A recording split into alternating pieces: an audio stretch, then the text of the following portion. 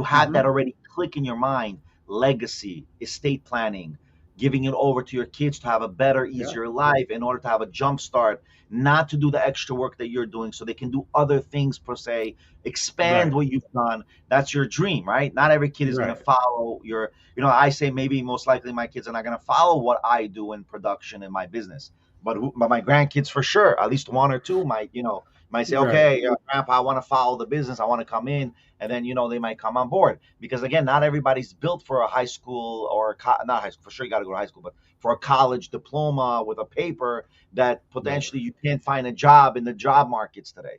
Like that and stuff. And that's the biggest, by the way, that's the biggest failure we have in society today, where vocational schools have been dropping in creation. And, and academia has been going up. And we see that academia doesn't really do much in a sense of really educating people of history, current events, and life events. That's and why practical skills is where it's lacking. Life skills is what I see. Life skills will never be taught in a classroom. Honestly, I don't believe any life skills will be taught in a classroom.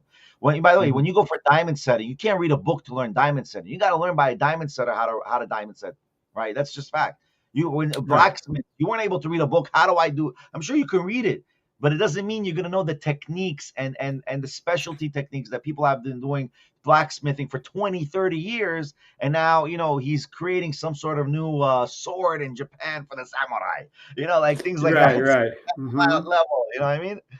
Right. Well, that's what I was referencing earlier, the book Walden by Henry David Thoreau. And he basically says, I'm paraphrasing, but is it better to read a manual about how to build some furniture, say, or to go out and build the furniture? What is going to learn more? The person who walked out of the classroom after learning from the manual, or the person who spent the same amount of time actually learning and building the furniture? So it's the same thing with those kind of life skills. I say you need two. I say you need both. Absolutely. Yeah. I say you need both. I say read the manual and go learn. And go actually hands-on. I mean, that's for sure. Apprenticeship is more important than the study. A study is important, but apprenticeship is more important. By the way, in the attorneys, you're an attorney, right? I was former, not anymore. Former attorney. Okay, but you still went and studied. So to me, you're still an attorney. You still got the title in your education, right? You have the ability to be an attorney, whatever. And most attorneys in the country really don't know what they're talking about. Right. Honestly, I deal with attorneys, and I talk to many of them, and they don't like the difference between an attorney is whether he has the writing skills. Right. If you can write like an author, like a literature writer, that's one component that makes you the best attorney. Because if you can convey complex, and I have one attorney like this, he can convey complex information in simplistic form for a judge to understand an issue. That's a skill. That skill doesn't come from studying in school if you're not actually writing material, talking to a professor who actually is a proficient writer, and he's saying, no, this is the skill of writing. This is how you got to write. These are the building blocks of writing. I mean, you got to study that. Right. Classic example of doing both, though, of being the apprentice and having the education as well, doing both. Exactly. Again, it comes back to balance, and that's the beauty of it. And that's what we're finding. When things are in balance, things go well, things move quickly.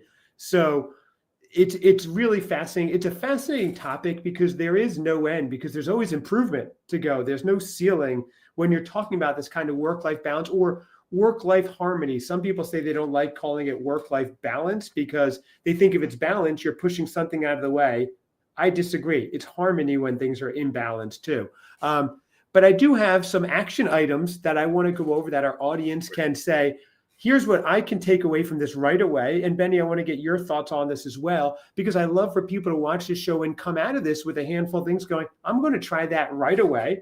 And reach out to us, even comment, tell us what you think. Have you tried this? Has this worked? Do you have tips of your own that you want us to try and see what works, or the iStrick Experience audience at large, what they can take from this and try? Because we all want to grow. We all want to have this balance. And that's why we're here. Besides it being entertaining, we want to be informative as well and actionable. So, and again, at the end, I'm going to give my one little tip that I have that has worked for me for years, and I love it. And everyone can do it literally right after the show. Make sure you watch the end of the show. That's the most important. And then do it afterwards. So here's what we do. Number one action item.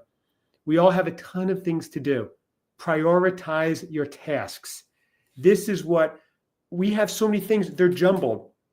And I see this now with my kids, Benny. They don't write anything physically. I'm old school. I have a pen right here. They don't write things down. So I tell my son, the beauty of crossing something off on a list and having it go is prioritizing the tasks. So creating the daily tasks and weekly, daily, prioritize it. Focus on the most important task first to avoid feeling overwhelmed and go from there. So that's number one. Prioritize your tasks. It's so simple.